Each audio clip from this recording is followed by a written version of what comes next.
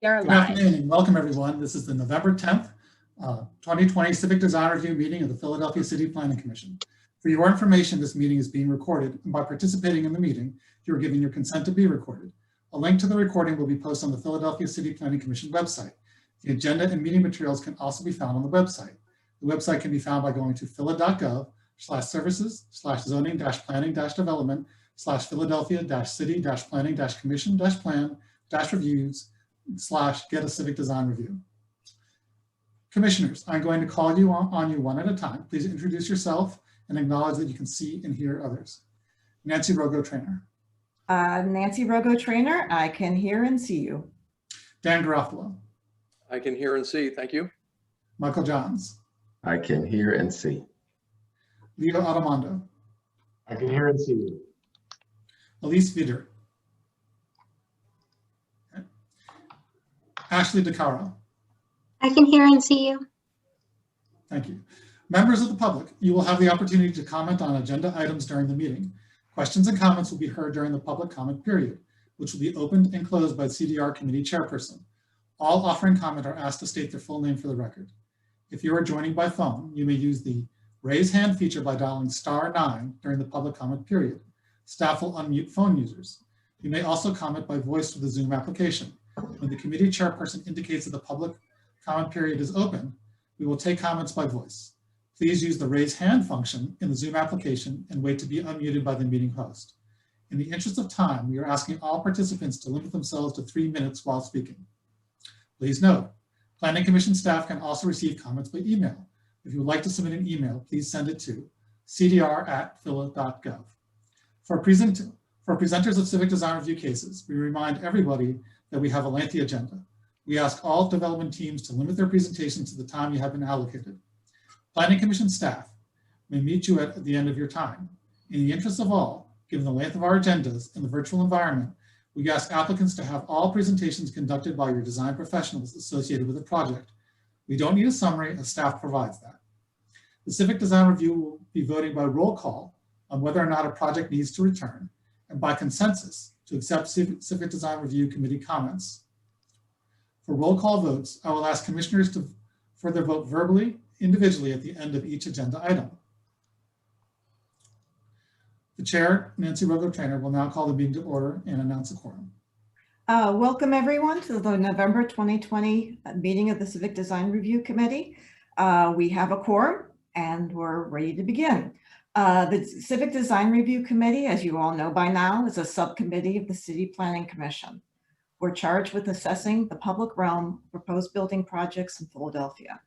The Department of Licenses and Inspections has informed the City Planning Commission of 6 cases that will be heard this month, 3 of which are being heard for the first time. Cases may be heard more than one time, up to twice.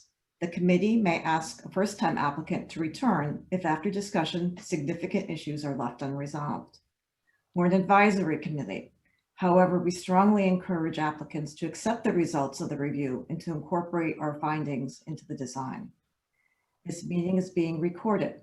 To avoid unintentional background noise, please remember to mute your microphones when you're not speaking and to unmute them when you are speaking. And I almost guarantee someone is going to have to remind me at some point in this meeting to unmute myself. We have a long agenda and I want to get to it, but first I just have a personal note. This is potentially my last meeting as chair of this committee. I've let the mayor and the Planning Commission staff know of my intention to step away from CDR, but I've agreed to stay on until my replacement is appointed. But while I still have my proverbial gavel, I want to make a few thank yous. First to Mayor Kenny and to Mayor Nutter before him for trusting me with this. It's been an extraordinary privilege. To Planning Commission leadership and staff, these folks who we every month are extraordinary public servants who give their best selves to this process. I'd like to thank those developers who use the process to engage with the committee and with their communities to make their projects better. I'd like to thank each member of this committee, past and present. Even when we've disagreed, Our discussion has been civil and serious, and I sincerely will miss you all. And finally, and probably most of all, to the RCO representatives and the community members who contribute their time, their insight, their passion, their intellect to advocate for the public realm of Philadelphia in order to make their neighborhoods in the city healthier, more welcoming, more inclusive, just a better place to be. I've learned so much from all of you, and I wanted to be sure to say thanks. So with that, we're ready to move on to our formal agenda, beginning with Red Lion Road. I'd like the RCO member from, I believe, Somerton Civic to introduce themselves and the organization that they represent, and then the design team can get started.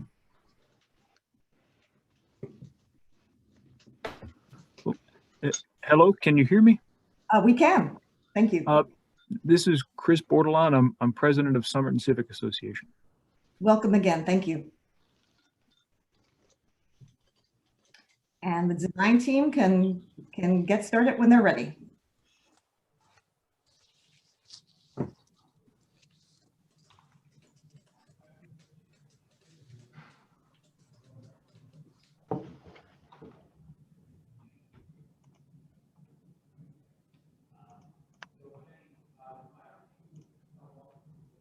Everyone should be upgraded from the design team. Yeah, are we able to share our screen? Just say next. Okay, next. Next, please. So the first plan that and sorry, I'm Christos Danoulis from Bowler Engineering. First slide that we have up here, just getting everybody familiar with the site. Outlined in red is the subject property. To the west, highlighted in green, is the new residential development that's under construction in Lower Moreland Township. To the south of our site, that road that you see going from east to west is Red Lion Road. So that's just to give everybody an aerial view and orientation of where we are at. Next slide, please. This slide is just the zoning map of the city of Philadelphia. As you can see, we are located in Industrial District. Our proposed project is by right. And then you can see some of the surrounding zoning districts and uses adjacent to the property.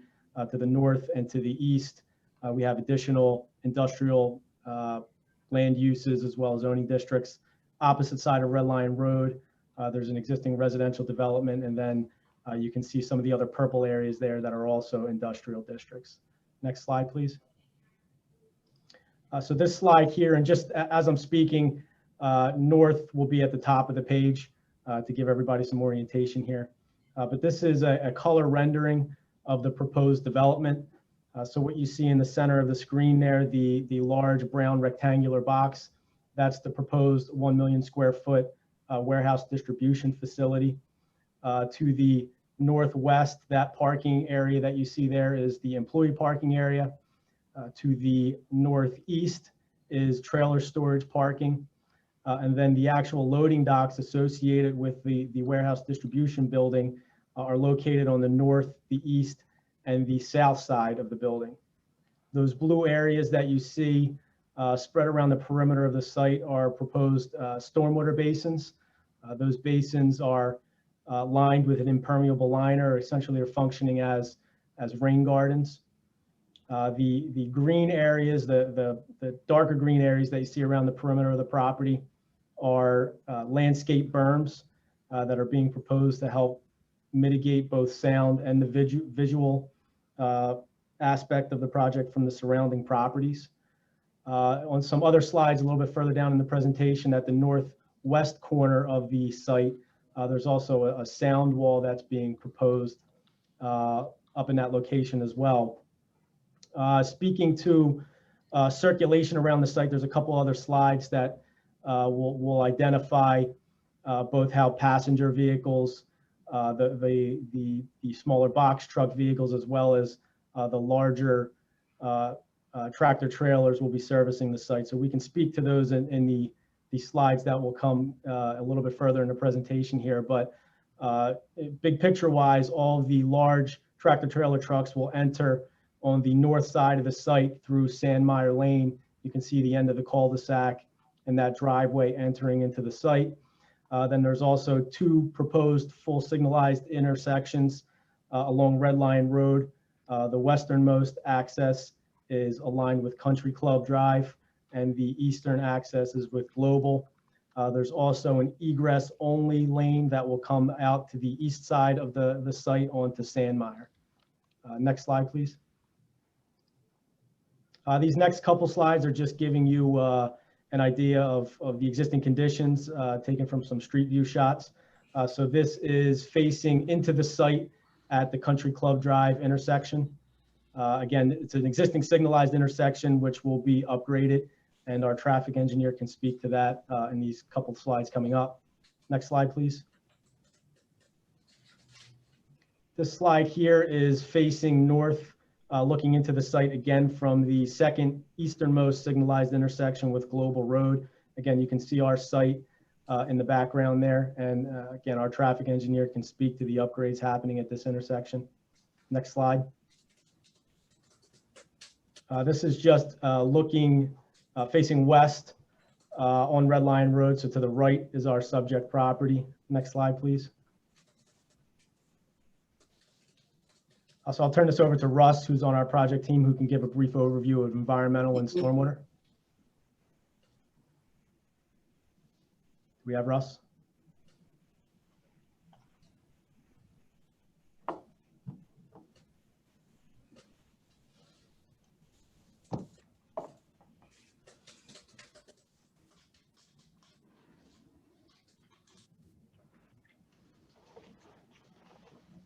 That team member is here. They should speak up or Yes. raise their hands. Good afternoon. This is Russ Becker. I'm assuming you can hear me. Yep. Thank you. My name is Russ Becker. I'm with Enviro Analytics Group. I have just a few key environmental points we'd like to make about this project. The construction and operation of the proposed warehouse facility will comply with all required environmental regulations and regulatory practices. As you may be aware, this site has a long industrial history associated with it, and throughout its history, there was a very significant effort to investigate the site and clean up the site to allow reuse through Pennsylvania Department of Environmental Protection, the Act 2 regulations.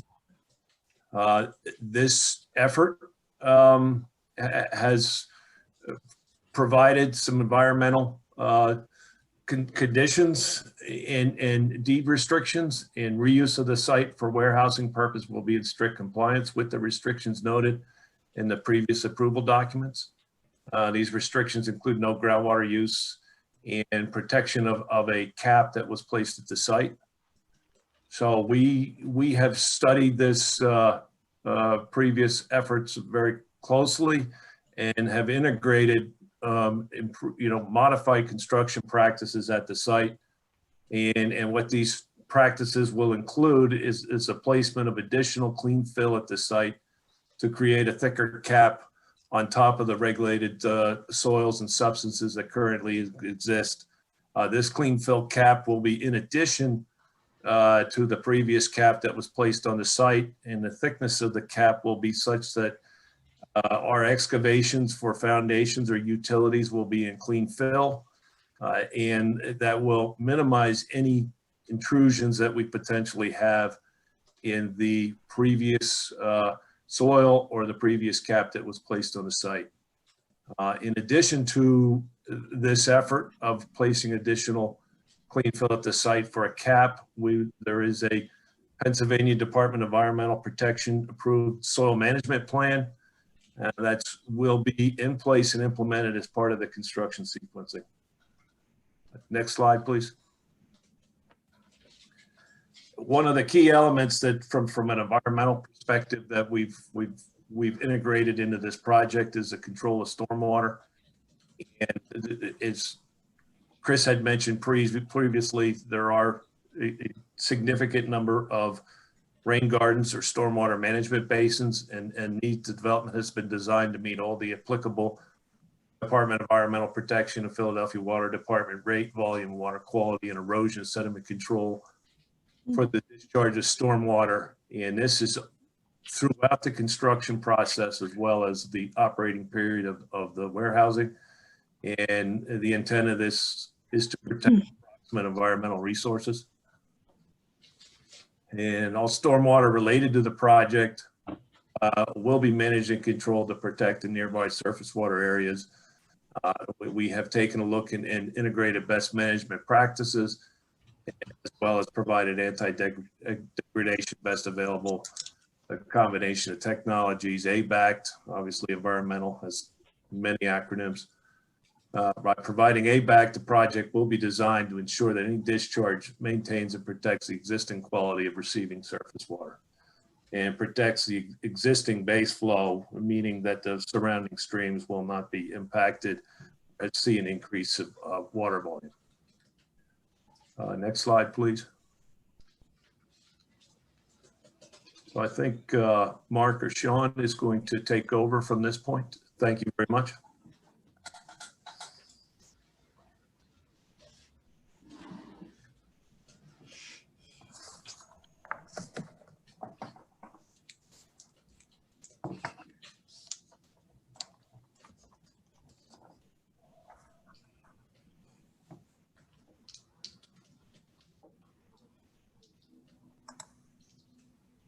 There's someone on the design team covering this slide?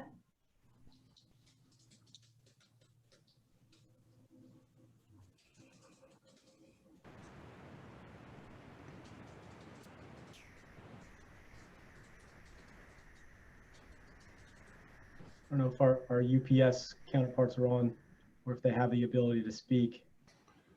If they are here and they have not been added to the panel, they should raise their hands to be added to the panel. What are the names that we're looking for? Sean, Mark DeFredo. Okay.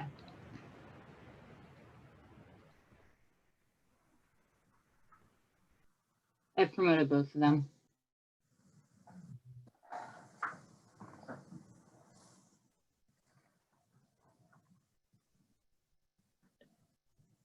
I want to make sure we can get to some of the traffic issues and other things because I know we're more than halfway through our time. Sure, maybe if they get on, maybe we can come back to this slide, but maybe we just go to the next one. Thank you. I'm on now. Oh, there he is. It just gave me access. So my name's Mark Giuffre. I'm the Vice President of Government Affairs and Community Relations for UPS. And I'm pleased to talk about this project here. And Madam Chair, I just want to thank you for your service over all these years and congratulations on those next steps. But this project is part of a larger multi-year billion-dollar investment throughout the Commonwealth of Pennsylvania. The need for these types of services has continued to grow with growing populations in the area, especially in Northeast Philadelphia, as well as the growing need for e-commerce and residential delivery itself. And this facility would help us to serve in this area that's served by multiple buildings throughout this area and would consolidate and lessen some of the miles and improve our efficiency to the areas themselves. When we look at the site itself, it is going to create up to 1,200 new jobs. There are going to be some jobs, drivers who follow their routes from other buildings that are moved over to this site, but these are all new jobs that are going to be created as part of this facility and site growth. And this is something that when we look at, the environmental piece, UPS has had a long history of being focused on reducing our carbon output, reducing our imprint on the environment itself. We've been testing and using alternative fuel vehicles throughout the country and throughout the world. This site would use natural gas vehicles. Most of our tractor trailers, as well as the delivery vehicles, would be running on natural gas. We are exploring and testing electric vehicles. We're not at that point of that type of rollout, but in the future, you may see electric vehicles moving from these sites and other sites as well. But UPS is very proud of our sustainability record, and we're proud of what we want to try to do on this side as well, and you'll hear more about that. And, you know, most important, you know, we are looking at hiring people from the local area, being a part of this community, being a good neighbor. Our surrounding facilities last year gave over $1 million to the local United Way, to local charities. Our people donated more than 200,000 volunteer hours working in the communities. And for UPS, where our facilities are not just a UPS business site, but these are the communities that we live in. Our people live there. We serve every day, and we serve the businesses there. And we're proud of, you know, this potential new facility, and we'd be excited to be a part of this community as well.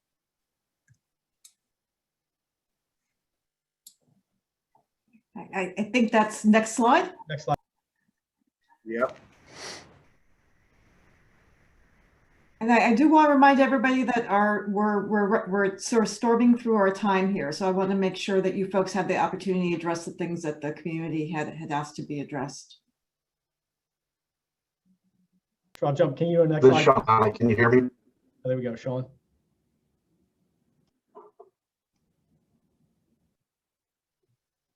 And yes, we did hear you. Okay, can you go back one slide? I'm sorry. Just to touch on some of the things that Mark had discussed, we have ambitious goals to reduce the greenhouse gas. 1 in 4 vehicles that we purchase will be alternative fuels, and that's by this year. We didn't meet that goal. By 2025, 40% of all ground fuel will come from alternative fuel sources. We do have a compressed natural gas station scheduled to be installed at this Red Lion site, which will support the tractor and package car vehicles. And lastly, the roofing system and structure is being prepared structurally to potentially have solar panels installed. So I just want to cover those. And I'll turn it over to Steve Kopp from NOR. Hi, I'm going to be quick. Yeah, I'm Steve Kopp with NOR Architects and Engineers. Here's an image of the northeast corner of the building. Basically, Chris said it's a 1 million square foot facility. The majority of the facade is insulated, painted precast panels, which you see here. At its highest point, it's 44 feet high. On the inside, it's 36 foot clear. Roof is steel joists and girders. And as Sean mentioned, those are sized to carry a solar load. There are 2 corner office areas. The other 3 sides are loading docks with some clerestory windows, which you see here. This is the main office entry with glass and glazing and aluminum canopies. You can go to the next slide. This is the northwest office corner that faces Red Lion Road. And that's just a little bit about the building. And I think next slide, we go back to Chris. So yes, this is just another perspective view, get everybody oriented with the site. Again, Red Lion Road to the left, or to the let's call it west side of this plan. Distribution facility, warehouse facility in the middle, and then the parking area is on the top right-hand corner and top left-hand corner. Next slide, please. So this plan here is our landscaping plan. If you look at the legend in the top right corner, you can see the plant material that's required by code is shown in black, distributed around the perimeter of the property. Based on feedback we received last time, more landscaping was requested. You can see in red is where we added some additional landscaping. That landscaping, again, is above and beyond what is required by code. was mainly added along the Red Line Road frontage on top of that berm that I had mentioned earlier, as well as at the northwest corner of the site, just in front of that sound wall that I had mentioned. Next slide, please. Here you can see just the count of landscape material that's being proposed. So just going through these charts, you can see that what was required by code is about 654 plants. What's being provided now is just over 1,000, so about 351 additional plants are being proposed. And then you can see the percentage increases that we had. Obviously, we're heavier on the evergreen trees to really help with that year-round visual screen. Next slide, please. Here's just a list of the plant material that's being proposed. Again, this is really just drought-tolerant native species that are being distributed throughout the entire landscape scheme through the site. Next slide, please. Next couple slides are just some perspective renderings of views around the site. If you look at the top left corner of this view, you can see the number 1 and really where that view is being taken from. So this is at the northwest corner looking in. You can see existing pond. You can see that sound wall that I had mentioned, that additional landscaping that's being proposed in front of that sound wall. And then you can start to see the top of the warehouse building in the background. Next slide, please. Could I just ask that you sort of, I want you to get through your slides. I want to make sure that you address the things that the community and the committee asked you to address, but note that we're already way over time. So understood. We can just go through these slides pretty quick. Again, it's just the visual screens, and the landscaping that was added has been added to these renderings as well. So this is just looking in again from the northwest corner. Next slide.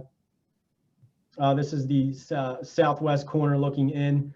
This is the roadway through the easement that services the adjacent residential development. So again, you can see all that landscaping that's been added on the top of the berm. Next slide. This is looking into the site. Again, you can see landscaping proposed added on the top of that berm to help that visual screen. Next slide. Same view, just looking in the opposite direction. Next slide. And then this is looking at the easternmost signalized access with Global Road. Again, all that additional landscaping has been proposed on the top of that berm. Next slide, please. This is just a cross-sectional view of our building across Red Line Road to the existing residential development. You can see that the building is to the left. We're about just under 500 feet distance away. You can see, working from right to left, you have the residential buildings. You then have Red Line Road. You can then see our proposed landscaping. We then have the berm that goes up. What hasn't been shown on this cross section is the additional landscaping that's been added to that berm. So you can also get an idea of elevation-wise the difference between our proposed site as well as the existing residential development. Next slide. Again, this is the northwest corner, just showing where that sound wall is being proposed. Next slide. Site lighting, again, full cutoff fixtures, LED fixtures, zero light emissions when you get to the property lines. Next slide. This is just showing some of the circulation patterns through the site. Again, as I mentioned, for the tractor trailers, they'll all be entering the site on the north end from Sandmeyer cul-de-sac. Next slide. This is the package vehicle movements. Again, they have access both at the signalized access points at Country Club and Global along Red Line Road, the egress movement out onto Sandmeyer, and then you can see the circulation pattern through the interior of the site. Next slide. Passenger vehicles or employee vehicles, again, access off of Red Line Road, both signalized access points, and you can see again circulation to the northwest corner of their parking field. Next slide. This is just coming in from Sandmeyer, the potential for or the ability to stack about 24 trucks coming into the site. We don't feel that many will actually ever be stacked there, but just showing the ability of how many trucks we have, how many trucks we can stack into the site before they would actually back up onto Sandmeyer, which we don't believe is going to be the case. Next slide. This is the roadway stuff, so I'll turn this over to Guy. And I'm going to ask you to focus on the things that have changed since the last time we saw this, because again, we're at 23 minutes. So, and we have 6 cases today. Okay, understood. Good afternoon. My name is Guy DiMartino with Traffic Planning and Design. This slide was presented at the last meeting. Just quickly touch on it again. The yellow circles are signalized intersections. There's 10 of them, which we are upgrading signal equipment, enhancing pedestrian movements at these intersections. Shown also in blue, mainly along the Red Lion Road frontage, is a 8-foot asphalt path that is proposed along the frontage. And then the orange line running north-south along Sandmeyer Lane is an area where medians are proposed based on coordination with the streets department. Next slide, please. This is a illustration of the intersection of Red Lion Road and Pine Road, which is actually in Lower Moreland Township, just to the west of the site. We are proposing to add a left turn lanes on both the Pine Road approaches. The left side of the screen, which is the northbound approach of Pine Road, has a single lane approach. We're adding a left turn lane. On the southbound approach, which is on the right side of this screen, there is currently 2 lanes on the southbound approach. Currently it's a shared through lane and a shared through left lane and a separate right turn lane. We're flipping those lanes so that there's a dedicated left turn lane on the southbound approach. Next slide, please.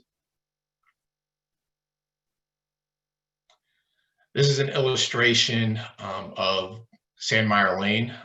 It's split into two pieces, just given the length of the roadway. The top half of this illustration on the far left side is the intersection of Red Lion Road and Sandmeyer Lane. As you work left to right on this illustration along the top half, you can see medians are proposed. That's based on coordination with the streets department. For traffic calming purposes, we're also proposing we discussed as rumble strips, but they're really traverse markings, just paint markings functioning as rumble strips in the area. And the bottom portion of this plan is just a continuation of Sandmeyer Lane along the northern section where other medians and what I'll say rumble strips are proposed in this area. Next slide, please. This is a focus of the intersection of Red Lion Road and Sandmeyer Lane. Sandmeyer Lane being the north portion of the illustration, Red Lion Road running east-west on this plan. We are proposing to modify the radii at various locations, and you can see that's the area highlighted in yellow on these plans. We're modifying the radii to better facilitate left and right turns to and from Sandmeyer Lane. So we're doing that by increasing the radii or cutting back medians to facilitate truck movements, and also extending the left turn lane on Red Lion Road that would turn northbound on the Sandmeyer Lane. Next slide, please. Excuse me, can I ask you how many more slides you have? Because we're almost at half an hour here. I have about 3 or 4 more slides, I believe. Okay, go through them quickly, and please just focus on the things that have changed since the last time we saw this. If there's no change, there's no reason to go through it again. Okay, this is an illustration of Red Lion Road and Country Club Boulevard, and our intersection being on the north side, Site Drive A. Upgrading the existing traffic signal equipment. You also see the 8-foot asphalt trail running on the north side of Red Lion Road and the pedestrian crosswalks that are planned at this intersection. Next slide, please. Similar to the other intersection we just looked at Country Club, Site Driveway is proposed on the north side with ADA and pedestrian crosswalks with the asphalt trail running on the north side of Red Lion Road. Next slide, please. Again, this is just a typical cross-section of Red Lion Road, highlighting the 8-foot asphalt trail, the existing bike lanes that are on Red Lion Road. Next slide, please. And this just illustrates the pedestrian circulation and bicycle circulation within the site. As I mentioned, there's an 8-foot asphalt trail that is planned along the frontage. Pedestrian and bicycle circulation will be through the westernmost access opposite Country Club, and traverse up the western side of within the site to get within that area of the site. Next slide, please. And that concludes the presentation. Great, thank you. Greg Waldman will give the staff presentation. Good afternoon, members of the committee and the public. We're seeing this case for the second time. We first reviewed it in September, and this triggers case 2, which means that the proposal is greater than 50,000 square feet of new gross floor area adjacent to residential zoning districts. It is a close to 140-acre site, and the existing zoning is medium industrial, which is I2. This is a by right project. There will be no zoning refusals that are triggered. This is pretty much the only avenue for comment on the present use. It is a vacant property at this time. It used to be a golf course, and prior to that was a rail production site, as gone through in the environmental section that talked about kind of the capping issues. What's proposed is a over 1 million square foot UPS package sortation and distribution facility. There will be accessory buildings on the site, such as the over 3,000 square foot employee entrance and customer service counter, a truck wash, and then also a parking lot for employees and customers that will include 956 parking spaces, and then 879 trailer and storage and loading spaces. So I think what was mentioned at the first meeting is that a meeting with the RCO was not held before that first meeting, and the CDR committee had encouraged there to be meetings held. The committee meeting was not held with Somerton Civic Association. However, we received a RCO letter this morning detailing kind of the conversations that between the applicant and the RCO. I do want to note that there were additional meetings that were held with adjacent RCO, Greater Russellton Civic League, also with the Sandmeyer Lane Business Association. Next slide, please. So these are the comments from last, I'll go from the last meeting, and I'll go through them quickly. So for complete streets, the CDR committee recommends providing more direct access for employees and customers arriving by transit. UPS is working with SEPTA to design a bus stop and loop on the property. Staff has had subsequent conversations with SEPTA staff regarding those discussions. The committee recommends replacing the sidewalk along the vehicular drive with a separated shared use path for pedestrians and bicycles. This has not been updated or changed in the submission. It was stated in the second submission that UPS will not permit public use on the site except for customers accessing the commerce customer counter. Therefore, a welcoming entrance would not be included in the proposal. The committee recommends providing beyond minimum bicycle parking requirements and providing amenities such as canopy for bicycle parking. There was no change there. There's no change for the suggestion that the committee recommends reducing the curb cut width for access drives along Red Lion Road, or installing a median to maintain safe crossing distance for businesses for pedestrians. And then signage is recommended to let drivers know to slow for pedestrians and bicyclists. And then Red Lion Road sidewalk was recommended to meet minimum furnishing zone requirements and maintain existing mature street trees where feasible. The applicant has revised its complete streets checklist to meet required furnishing zone width. And the committee recommends upgrading the bike lane along Red Lion Road to a raised bikeway. That was not updated. Next slide, please. In the September meeting, it was recommended that the development team should provide the RCO and community and business stakeholders with details related to anticipated light, traffic, noise, air quality, and stormwater runoff impacts, and provide plans to mitigate those impacts.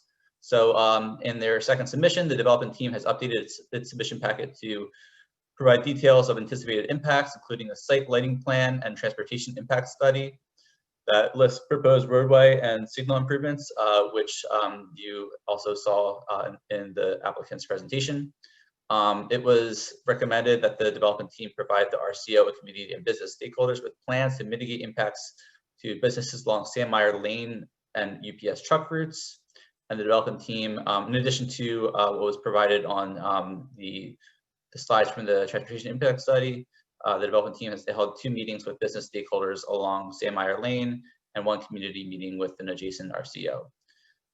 For parking design, the CDR committee recommends creating walkways to the parking lots to connect to the employee entrance in a retail building, and there was no change there. Next slide. The CDR committee, for site design, sorry, the CDR committee recommends retaining some of the existing tree canopy and going beyond minimum required tree coverage. The denser tree line buffer would be more effective at mitigating sound and visual impacts from site operations. Evergreen trees should be included to provide year-round screening. So the development team, as you saw in their presentation, has added 341 trees in its second submission, which is 52% above the required landscaping requirement. Additional trees extend the tree line buffer, but do not provide additional depth. The landscaping plan proposes 203 evergreen trees. It was recommended to include additional features that could mitigate noise and light impacts, such as water fountains and water features. That was not provided. And for other comments, the CDR committee strongly encourages additional community engagement before submitting the second CDR review. As stated before, meetings with the Greater Bustleton Civic League, which is the adjacent RCO, and also with basis stakeholders in the Sandmeyer Lane Business Association. They were held since the first review. The development team has been working on scheduling a meeting with the coordinating RCO, Somerton Civic Association. The RCO wishes to discuss developing a community benefits agreement with the development team. The development team has asked Somerton Civic Association to begin discussions on developing this BA. Next slide. For sustainable design, the CDR committee encouraged that UPS commit to installing rooftop solar array during the permitting phase and explore other opportunities for renewable energy production on the 138-acre site. In the submission that that the developers propose a roof that would be built to accommodate a solar array. However, they have not committed to installing that during the permitting phase. That was not changed. It was noted that there is an opportunity to plant tree and bush species to support habitat for local wildlife, and that was not specified in the attached landscaping plan. And then it was noted that there is substantial space within the 138-acre site to incorporate sustainable elements and strategies for improving multimodal access. And the only change that was proposed is coordinating with SEPTA for routing buses on site and planting additional trees. And that's pretty much the extent of the differences between the 2 submissions. I'll go into that more in depth in the next slides. So the following review guidelines apply to this proposal, where the staff is reviewing the proposal for site design, parking design, and sustainable design. Next slide, please. And particularly for complete streets related to the transit, bicycle, and the pedestrian component.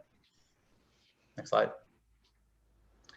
So in the last meeting, it was staff recommended that there be better transit access on the site and also pedestrian access.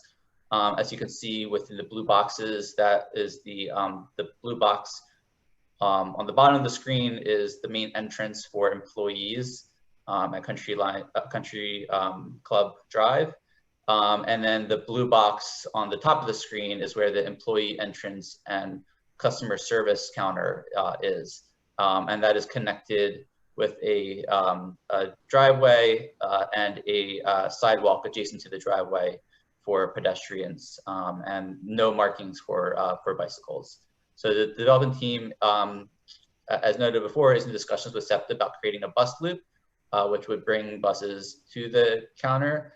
However, staff and the committee also recommended that the pedestrian access to that building be greater than just a 5-foot sidewalk, and to consider replacing the sidewalk along the vehicular drive with a separated shared use path for pedestrians and bicycles.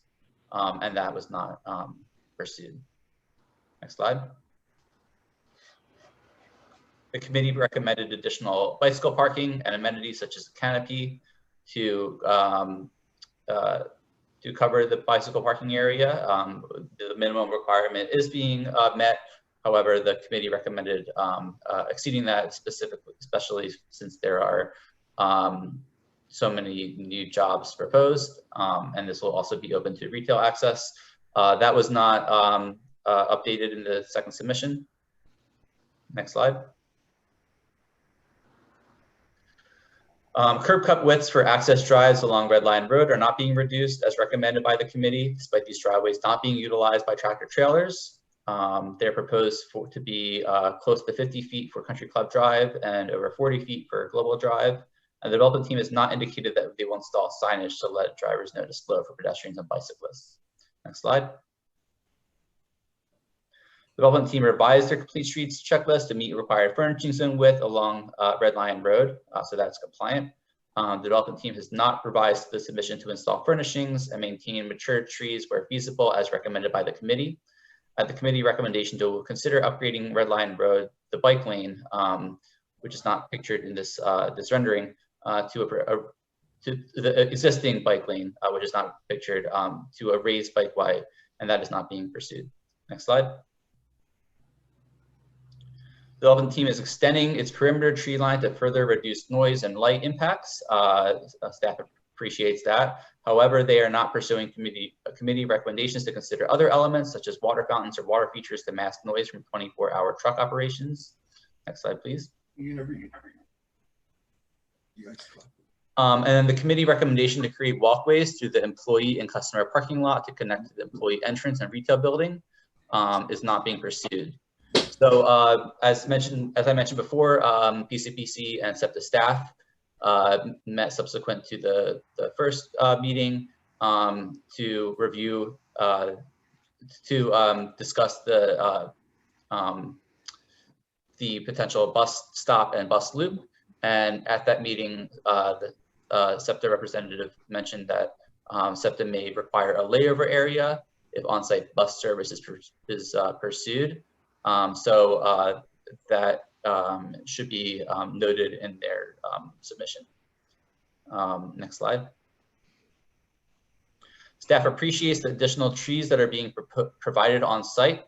However, providing a denser tree line would go further in mitigating noise and air quality impacts, provide a more desirable habitat for wildlife, and also strengthen the tree root system.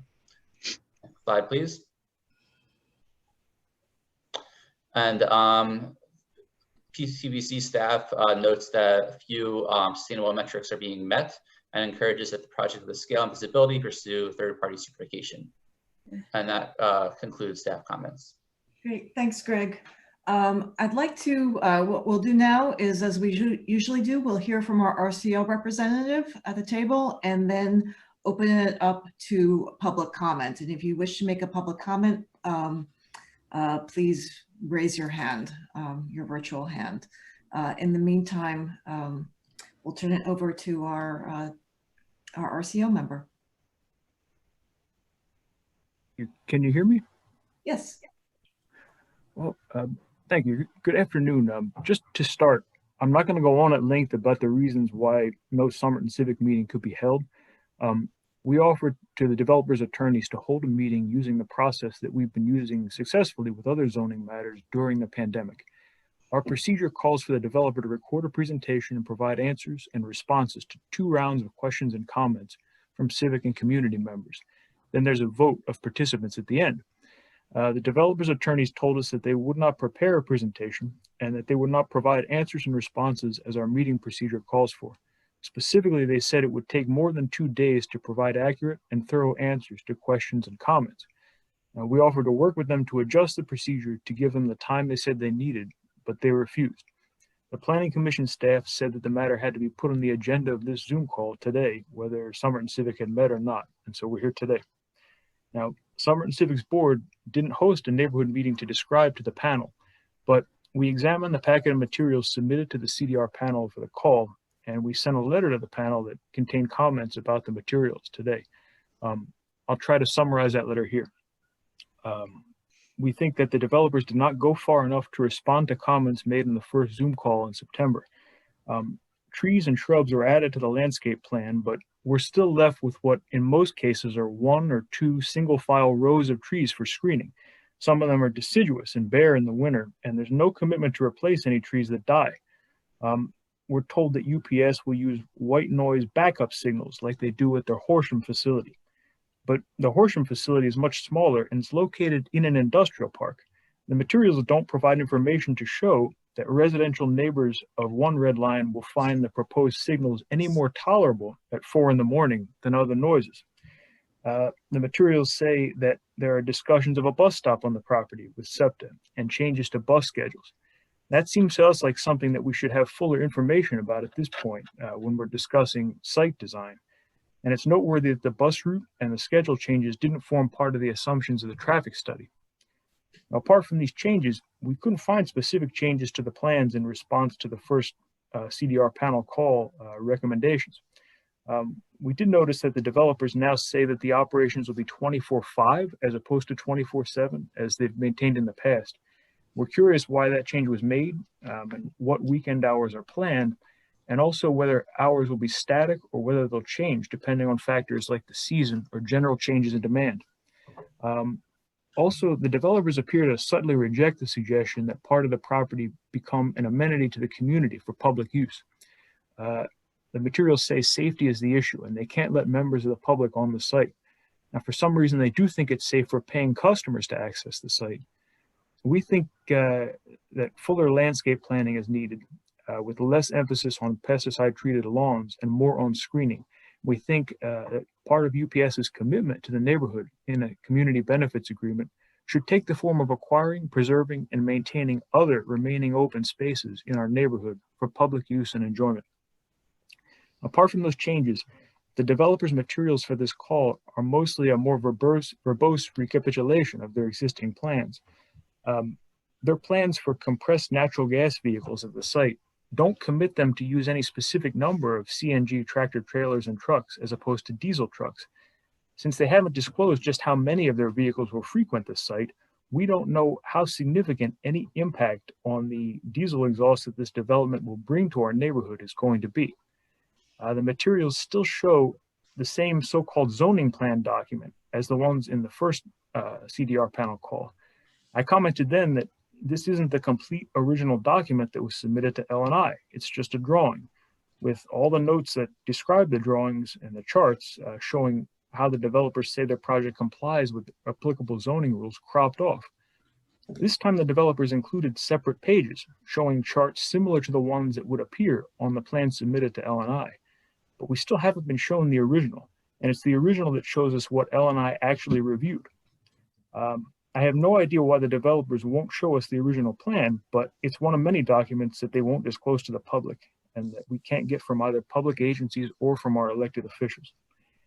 Because there's been no sound study of the site and the proposed operations, we don't know whether the sound wall and the berms in the diagrams were appropriately chosen noise mitigation measures or whether they're actually proportionate to the need created by noise at the site. The suggestion of water features appears to have been ignored. The developers' documents do address lighting, but they don't address the problem of vehicle lights. The headlights of vehicles that are driving on the site at night might be visible to neighbors. And it seems clear that people living across the street from the property near the Country Club and Sandmeyer Lane intersections will have headlights shining in their windows at night, and nothing in the documents addresses that issue. When it comes to jobs at the site, the packet doesn't contain commitments, and it's especially relevant to the communities that are going to be hurt by this project that it makes no particular commitments to people living in them. The packet says there will be up to 1,200 jobs overall, but commits to no specific number. And the developers themselves have provided several different numbers over time.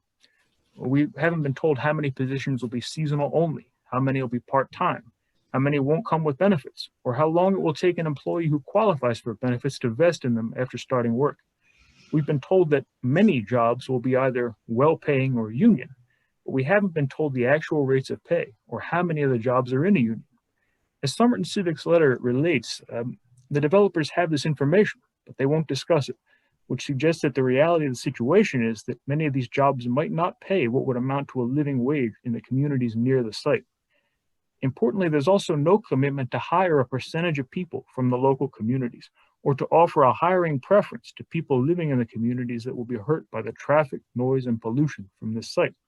Other developers in the city make those kinds of commitments, so why not these developers? The concept of traffic management is not adequately explained in the materials. Just because traffic is staggered doesn't make for improved traffic flow in the neighborhood, as the materials seem to imply. In fact, the result might be the opposite, that at any time leading up to a UPS package sort at the One Red Line facility, traffic throughout the neighborhoods affected will be at a standstill. More explanation is needed there. The idea that people will be using bikes to ride to the facility, as suggested in the materials, is difficult to imagine on the roads near the site as they exist now, but things are going to become even harder for bicyclists once the influx of motor vehicle traffic from this site is added. There is no discussion of the construction period in the materials and what that will mean for the neighborhood in terms of problems stemming from traffic, noise, hours of operation, or equipment that might be brought to the site. That's a serious issue because this construction project will be ongoing for many months.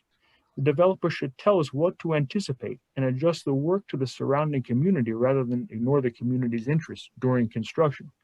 I noted that there was no noise study discussed or included, and I'd add to that that there's been no discussion of the public health consequences of this project or how to meet them.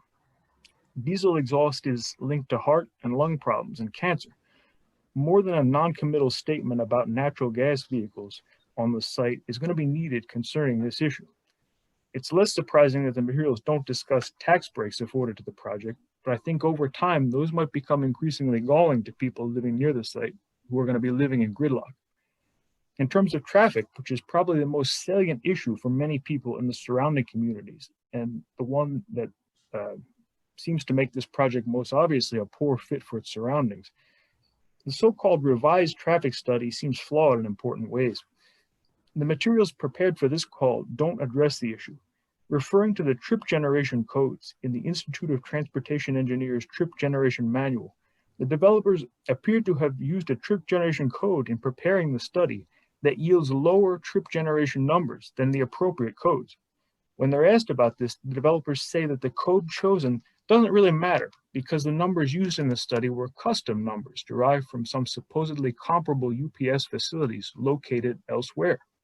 But neither the traffic study nor any material shared by the developers specifically identifies the facilities chosen or explains why they regard those facilities as appropriate comparable sites for One Red Line Road.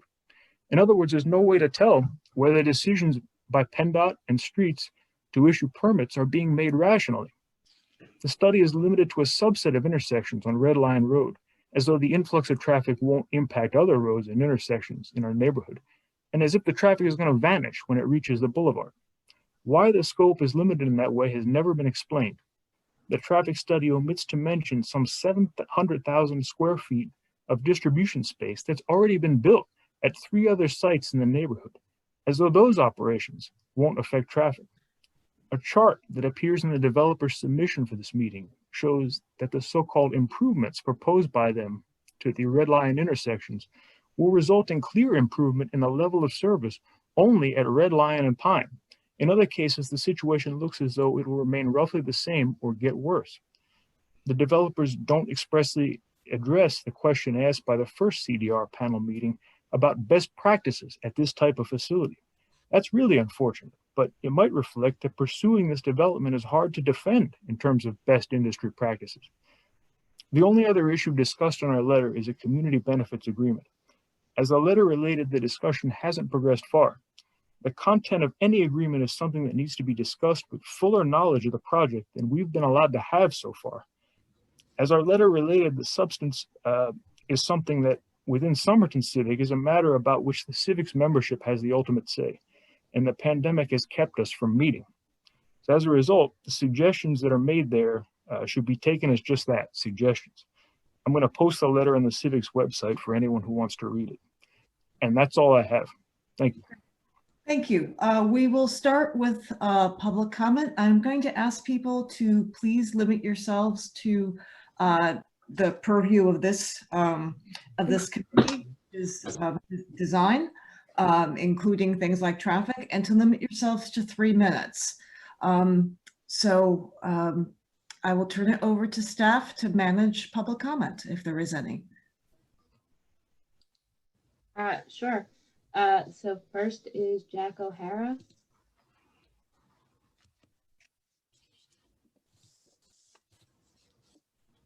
Okay, can you hear me? Yes, we can. Yes. Thank you. I am the president of the Greater Bustleton Civic League. We are the adjacent RCO to the Somerton Civic Association. Listening to Chris, list his concerns, I can tell you that the Greater Bustleton Civic League supports 100% all of those comments. From the beginning, there has been a absence of specific details related to this. My position all along has been, let's get the details to this project. Let people decide for themselves. Those details have been superficial at best. A lot of the conclusions, a lot of the topics that have been talked about today here, design related, are based on calculations related to traffic in their traffic impact study. The Greater Bustleton Civic League hired an independent traffic engineer to review that study, and he has found numerous inaccuracies throughout it. The design related topics all being discussed are based on that. So if the foundation, if you're painting a picture based on flawed data, which we are suggesting it is, all of this is mute. The roads, the traffic volume, the number of trees, it really does not matter if the volume of traffic that is suggested by the developer, by UPS, is drastically understated, then all of this is mute. It is a lot of hard work down the drain. We have the position, and we strongly feel that this is, the use is overuse. It's too condensed for a residential community. Our community, our residential community, is 100% opposed to this. I can tell you also that the business community is also 100% opposed to this. There has never been a development project that I'm aware of where businesses and residents jointly oppose a project. Their businesses are going to be drastically harmed. I mean, there's talks about businesses moving out of that area as a result of this. And I don't know if a economic impact study has been conducted, but that is going to happen. I can assure you, businesses are going to be severely impacted all around there, up and down Sandmeyer Lane, up and down Red Line Road, severely impacted where their businesses aren't going to operate the ways they have for generations. You are taking that away from them. You are drastically disrupting a business community that's been in place for literally generations, and I don't mean that lightly. That isn't a false statement. So the joint opposition, and we base this on good reasons, good sound reasons. The research and homework that we've done supports our strong opposition to it. So. Thank you. We're at 3 minutes. Thank you very much. I want to make sure everybody who wants to speak has a chance. Next is David Orphanides. And could you let me know how many speakers we have? How many raised hands? We currently have 6 raised hands. Okay, thank you. Can you all hear me? Yes. Okay, great. This is David Orphanides with Orphanides & Toner, LLP here in Philadelphia. Jack O'Hara, just spoken on behalf of the Greater Bustleton Civic League. We have been retained by the Greater Bustleton Civic League in regard to this matter as well.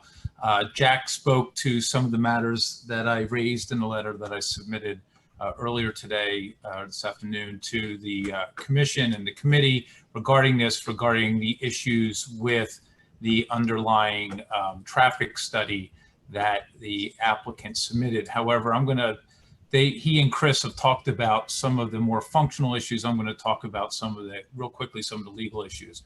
First of all, I want to confirm that pursuant to 143045A.2, that we have the full Civic Design Review Committee in place, all of the individuals that shall make up that body that are listed in that section.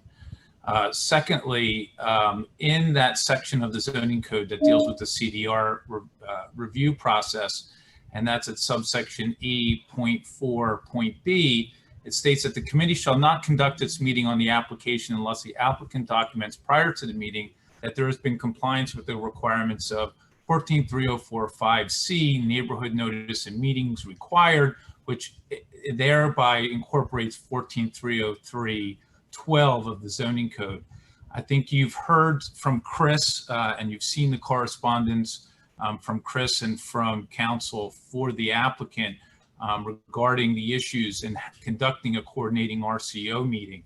I think in the present matter that the meeting has not taken place, and as such, this meeting should not have been conducted, and that meeting should be held furthermore after this in compliance with the requirements of the zoning code once the applicant has complied with those. Aside from the meeting, there's a notification issue. And as I raised in my letter, that throughout this process, and as you heard from Chris, as you heard from Jack, first of all, and as you even heard from the staff member, from Greg, the indication that this is a by right zoning matter. And I think this is not a by right zoning matter. There's a matter of interpretation regarding the use, whether it's a by right use in I2 as limited or general industrial, but also regarding in their own notification letters, the accessory uses that they propose that are not permitted in the underlying zoning district. And per the zoning code, accessory uses are required to comply with the requirements of the underlying zoning district, just like the primary uses are. And as such, there's been a mischaracterization both to the community in its notices, to the Planning Commission and the CDR Commission in that respect. So they have not complied with that. In addition, as indicated, the characterization of this use as a warehouse rather than a high parcel cube is very, very critical here. And you heard some of the statements regarding the traffic. And again, I think what you're seeing here is talk about trees and talk about jobs with a lot less, not very much specificity at all. And the main things that impact this committee's review, and if we go to subsection F, talks about design review shall focus. I need to interrupt you because we're past 3 minutes. And I want to make sure each of the folks who want to speak have a chance to speak. I can just finish this sentence just real quickly. Finish the sentence and then let's move on. The criteria for review is that the design review shall focus on the impact of building and site design on the public realm, particularly streets, sidewalks, trails, public parks, and open spaces. I think it's clear here that the information that's been provided does not adequately reflect the impact of this proposal upon the public realm, and that there are sufficient questions and issues here such that the review by this committee should either be continued or else the proposal should be rejected by the committee. Thank you.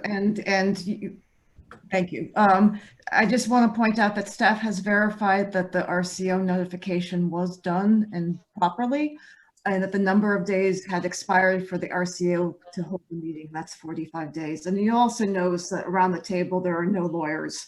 But I do want to move on to the next member of the public who wishes to speak for 3 minutes. Next is Nancy Wable. Hello, can you hear me? Yes, we can. Okay, I'm just hearing for the first time today. Now I live in Bustleton. I've lived here 65 years and I'm only a mile away or less from this thing. I'm just hearing today for the first time that there's going to be a fueling station They didn't say where it's going to be located on the property, how many gallons of fuel are they going to put there, and how are they going to maintain it? Okay, thank you. We'll note that, we'll note it as a question, and maybe staff can keep track of a couple of questions. Okay. Next is Judith Livy.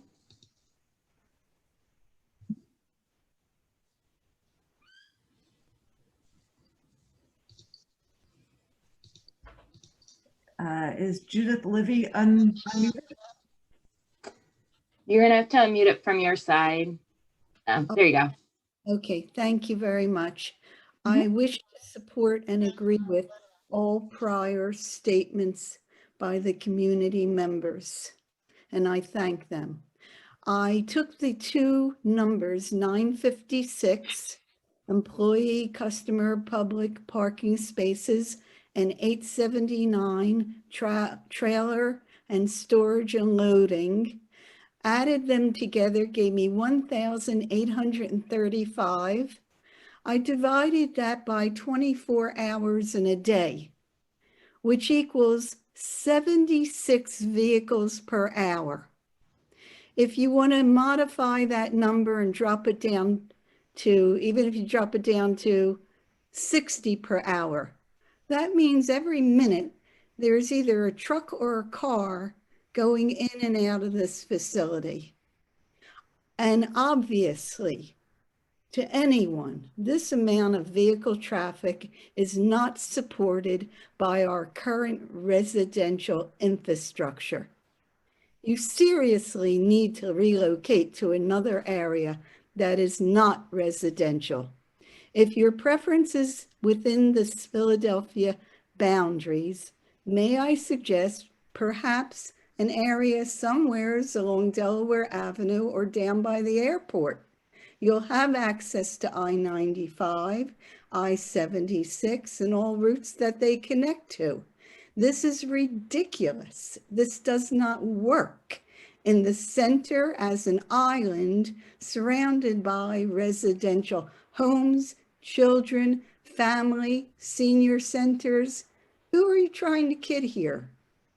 Please, you need to relocate. Thank you. Great, thank you. Okay, next is Michael Herskowitz. Good afternoon, and thank you for allowing me to speak. My name is Michael Herskowitz. I'm a resident living within a walking distance from the site. And I have two questions, both related to traffic. One is, despite the chairwoman instruction to address issues raised at the last CDR, most of which, if not all of which, were about traffic, there was no new information regarding traffic that was presented today. My question is, why is the committee allowing that to continue? And the second one is, the developer stated that the design goal for all the trafficking improvements is to improve pedestrian flow, when the issue is not pedestrian flow, but traffic flow. None of the changes of which they described will affect traffic flow one iota. Thank you for listening. Great, thank you. Okay, next is Fred Moore. Hello. My questions are on traffic. I agree with the last Michael that very little information is coming across from the developer on traffic. The rest of it is just the same old, same old.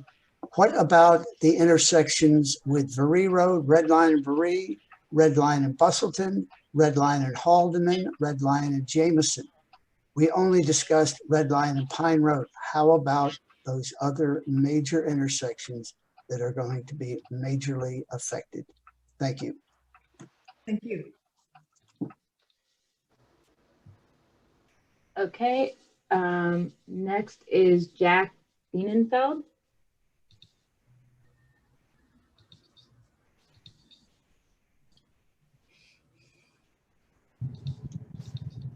Can you hear me? Yes.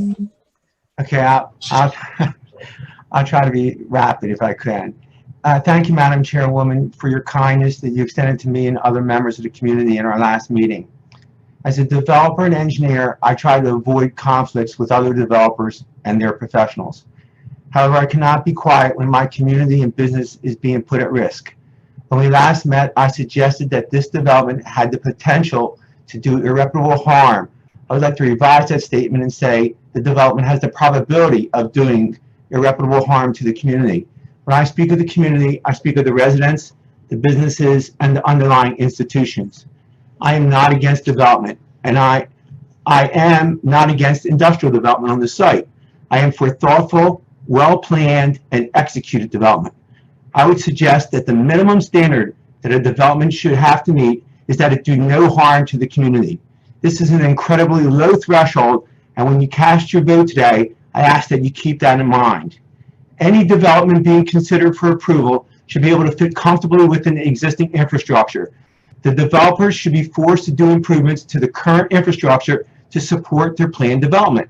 The failure of this development is that once built, it will put demands on the roadways that are far in excess of the ability of the road's capacity. The development before you must prove that it will not exceed the support level of the current infrastructure. The proposed development has not met that threshold. The developer has been required to improve traffic intersections between their site and US 1, but based on their numbers and after their improvements are completed, the level of service of the intersection at Red Line and Brewery Road will go from a C to a D, adequate to below adequate. At the next major intersection, Red Line and Bustleton, the intersection will go from a D to E, from adequate to failure. The community hired a traffic engineer, and the preliminary results of that study show the developer underestimates the traffic trip generations fivefold. Think about how a fivefold increase beyond their study's suggested impact will affect these various intersections. I spoke to you previously about the fact that many of our tenants are elderly, and tenants in the past have been killed and maimed crossing Red Lion Road. The developer came to the community only after they had nearly all of their permits needed in hand. They began seeking governmental approvals and permits prior to March 2018. March 2018, long before any community outreach. They have already begun and continue construction because they are convinced that what this board says or what the community feels doesn't matter. The developer has suggested that at their last meeting that they were bringing 900 jobs to the community. Madam Chairwoman suggested that 900 jobs is significant. At the developer's last presentation with the community, they raised the stated job creation number to 1,200. We had 900 jobs at the CDR presentation. A week later, the jobs grew to 1,200. At that Zoom meeting with the community, a UPS executive, I believe, said there were 358 full-time jobs. There are a lot more than that number of existing jobs at risk from this development. I've spoken of the business and residents generically, but that does a great disservice to who we are. This is a business community that has many multi-generational businesses. There are businesses that have brothers, sisters, sons, daughters, cousins, uncles, and grandchildren working there every day. Not only do these businesses create and sustain jobs over decades, they are part of the fabric of the community. The business community doesn't need to talk about what we will do for our community. We can talk about what we have done. We've improved recreation fields. We've been part of the nonprofit agencies that built the massive Orleans Trade Center on Red Line Road. We've built many acres of soccer fields without a dollar of city money. We are involved in funding our local hospitals. We are involved in the religious institutions that make this community so strong. I wish I had more time to discuss the concerns. I know I've gone already too far and exceeded your patience. Thank you. Not my patience, just the time. I want to make sure that everybody has a chance to speak. And I also just want to say that our vote today will be to accept comments. We do not approve or disapprove projects. So by CDR rules, I just wanted to make that clear. Next, please. Next is Lenny Greenfield. Hello, can you hear me? Yes, we can. Oh, hi. I'm a local business owner in the Bustleton area. We run a manufacturing company, and we moved up here out of Lawncrest to look for a bigger building so we could expand. And one of the hardest things for us to do is overcome the traffic issues along the Bustleton Boulevard and Red Line corridor, especially during peak times. Seeing how difficult it is now, I can't picture any more vehicles being put on the road, causing issues for us to get deliveries or ship out product. And judging by those traffic numbers that we're seeing based on their estimates, which UPS gave some example sites, none of which were even close to the size. They were a quarter to a fifth to a third of the size of the site. And small enough, they probably wouldn't even have the same business operations. They all functioned as terminal hubs as opposed to intermediate hubs as this site would. So without reliable traffic data, I don't know how they're able to get by doing this. It seems shocking to me that this would be allowed. And I don't know how the community is going to be able to survive basic gridlock at multiple times during the day. It's gonna harm the businesses. It's gonna harm our business. So, I mean, that's all I want to say. Thank you. Okay, next is UPS CDR. And if you could, and that's obviously not someone's name, so if they could introduce themselves, that would be great.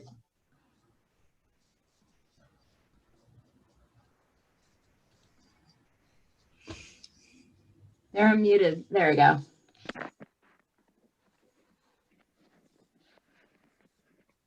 Hello?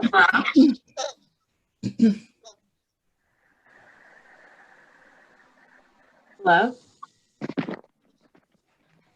You're unmuted and we hear background noise. And now you're muted again. Okay, please introduce yourself. If not, we're going to have to move on. Okay, they look like they disappeared. So I'm going to go next is W. Hill.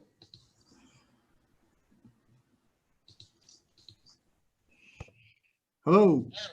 Hello. I am the business owner at the entryway on Sandmeyer Lane. We were in the call last time. Our business will be totally destroyed by the fact that all these trucks will come in front of our building, and our entryway is 90-degree angle to their entry exit point. The developer has made no effort to engage us in any reasonable way to help with this problem. So either we're going to impede them as they travel in and out, which will mean all the lane will be backed up with traffic. You know, there's no way that 90-degree angle works out where our tractor trailers come in or their tractor trailers come in. So I think when they say they met with us, it's very disingenuous. They did meet. They didn't do anything. I sent an email, asked for 4 or 5 things to be answered. I talked to the UPS guy.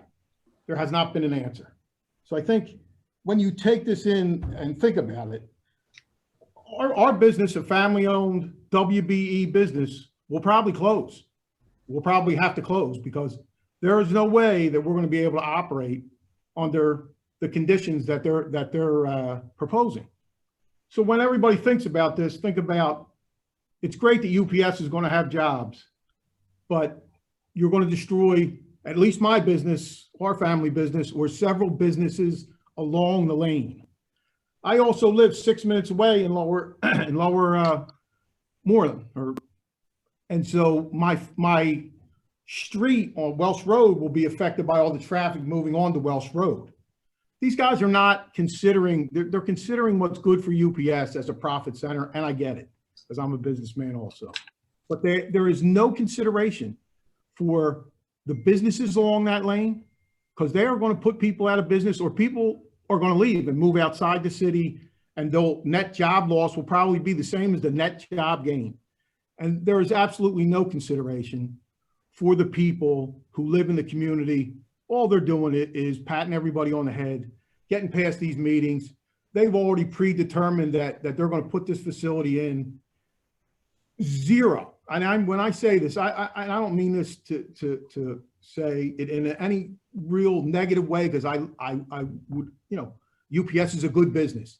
They zero interest in engaging us in any meaningful way about how our businesses and our homes will be affected and the value of all of them. thanks for listening to me. I appreciate it. Thank you. Anybody else? Yep. Next is Sue. If you could introduce yourself and then tell us what you want to tell us.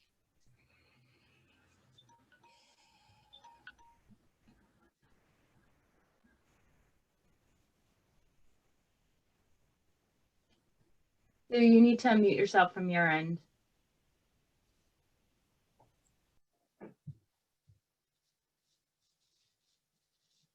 Okay, do you want to go to the next name? Let's. Oh, was that someone, or is that me echoing? That was you. Okay. Yes, let's go on to next. Okay. Next is R. Thomas. Can you hear me? Yes. Yeah. Okay, good afternoon. I will be very brief, not to say the same things other people have said. I wanted to introduce a couple of things that are of concern to me. One is not just the traffic, the volume, but the size of the tractor trailers versus the passenger cars that they have to share a small road with, which is Red Line Road, introduces possibility of death, especially since many of the passengers that are driving passenger cars will be elderly, women transporting children, going to the store and so forth. It is bad enough to share a road with other tractor trailers on the New Jersey Turnpike, but on a small road like Red Line Road, and with the volume of tractor trailers on that road, will present danger to the people on the road, not only in passenger cars, but also people that are crossing intersections and so forth. Then the other is traffic generated by not necessarily the tractor trailers, but also the delivery vehicles that come out of that facility.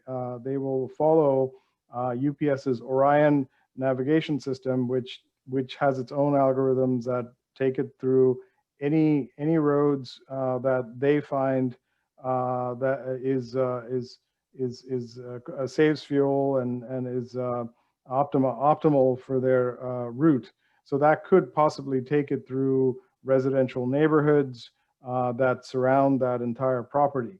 So that could increase the amount of vehicles, delivery vehicles going through residential neighborhoods. That's another concern that hasn't been addressed. And that's all I have. Thank you. Great. Thank you. Okay, next is John Burns.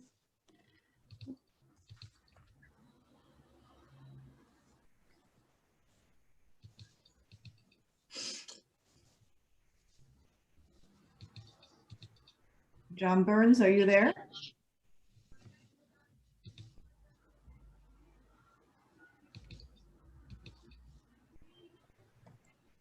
Abby, can you tell us who's unmuted? They've just unmuted themselves, but I don't hear anything. Okay, let's leave them there. Let's come back if we can get them there, but let's make sure we get through everybody. Okay, and then the last one I have for right now is Andy Heinrich. Thank you. Can you hear me? Yes. Fine. How are you doing? My name is Andy Heinrich. I'm a traffic engineer. I've been hired by the Greater Bustleton Civic League. I just want to take this opportunity to amplify a couple of things that have already been stated. I have numerous comments, but I'll limit what I have to say simply to the issue of trip generation. The trip generation analysis in the report takes 3 existing UPS facilities and averages that data. It then compares that data with the ITE Land Use Code 150, which is a warehouse. By ITE definitions, what is proposed here is not a warehouse. It is a high cube parcel hub warehouse, which is ITE Land Use Code 156. If you apply those trip generation rates to the proposed facility, you'll get trip generation in the range of 1,100 to 1,200 vehicles per hour during both the morning and afternoon rush hours, instead of what is used in the report, which is 200 to 300 cars an hour. So you can see that difference is a magnitude of 4 to 5 times in just peak hour traffic. So that is one of the major issues that we have found with the results of the traffic study. I could go into a number of other issues, but for my allotted times, that is something I just wanted to focus upon. Great, thank you. Okay, and that's it. Okay, I know that we lost one caller, but if that caller is not available, that concludes the public comment period for this project, and we will turn it over to the committee for comment.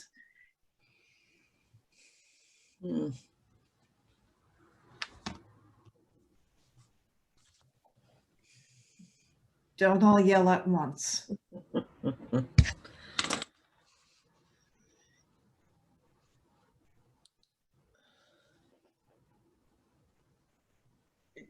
I just want, this is, since no one else is starting, I would just say it's very disheartening to have exactly the same conversation twice.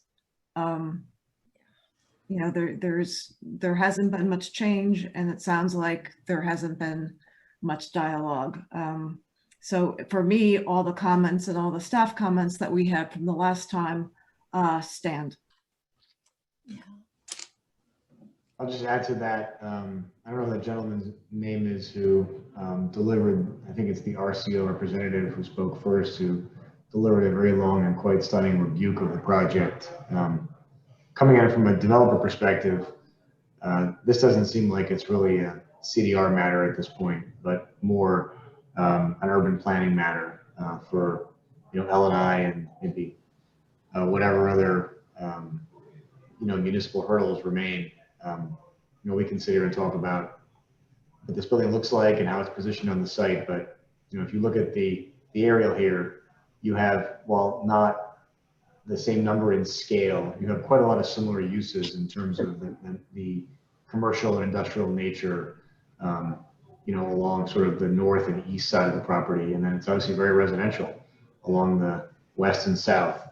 And I just can't imagine what this parcel is going to be one day, other than something that looks a lot more like commercial industrial and a lot less like, you know, residential and retail. So in my mind, it's just a question of whether or not this density of use and intensity of use, you know, UPS facility is appropriate here. I suppose it's going to get adjudicated because they're probably going to end up in court over the zoning. But I don't think this is not really a CDR matter from my perspective. You know, this is a zoning and planning issue that is beyond the scope of this committee at this point. Other comments? I think the other thing is that this is the second time that we've seen this project. So there is no other vote that we can take other than to add to the comments or accept the comments. And I have to agree with most of the comments that were made by the community and by Nancy, that here we are at the second meeting, and there doesn't seem to have been the sort of engagement with the community that we would have liked to have seen occur since the last meeting. And so I guess it's sort of up to determine what happens sort of moving forward, whether this, as Leo mentioned, maybe does end up in court somehow. But I think there's a missed opportunity again for the developer to provide some, you know, potential givebacks to the community in some way. So we'll see what happens. Anyone else, or should let's go to the comments page, Greg, and then let's see if there's anything to add, and then we'll take a vote. And as a reminder, and as Michael just mentioned, voting on the comments is really all we can do today, because this is the second time this project is here. There will not be a second vote to continue or conclude.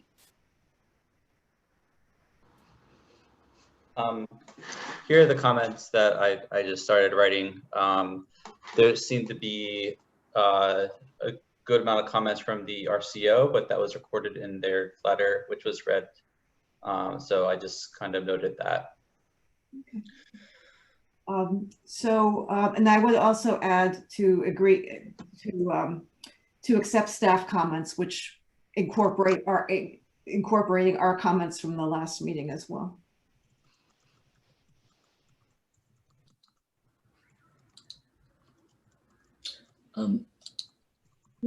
Can you all hear me? Yes, Elise. Wonderful. I was absent at the first review of this project, but having read it or this version and hearing all of this dialogue, I wanted to, and building on what Leo just said, see if in this final report, if we can kind of alert the streets department and SEPTA, because the issues have so much to do with traffic and are very serious.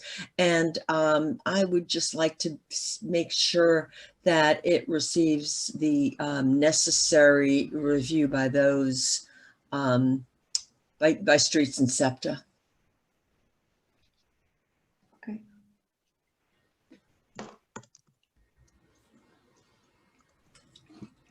Any other thank you, Elise. Any other comments?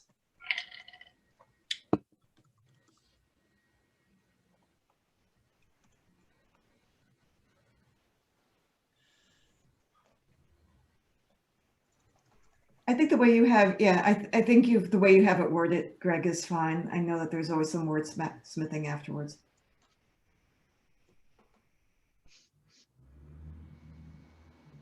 Anyone else? If there are no other comments, I will need a motion and then a second to accept the comments. Can I just add to the comments that this is now the single longest CDR matter in 5 years?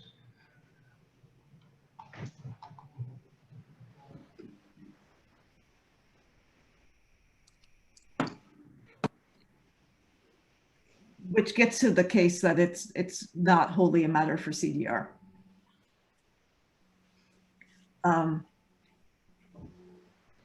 Yeah, if you want to include that, that's fine. But I'm sorry, I missed that last comment. I think Leo was just noting that this is the longest review we've had for any particular project in the history of CDR since his tenure, and I think those of us who've been here from the beginning would echo that. But that's neither here nor there. But I do need a motion and a second to accept the comments. Motion to accept the comments with staff comments included. Okay. Second. Okay. All in favor? This is a voice vote. Aye. Aye. Aye. Anyone opposed? Okay, thank you very much. Thank you to all the neighbors who came out to speak to this project. And I know that there's a question out there about what the next steps would be. I would refer that question to Planning Commission staff. And I want to thank everybody for their patience. And as we move on to the next item, which is 1706 North Howard Street, I'd like the RCO member from South Kensington Community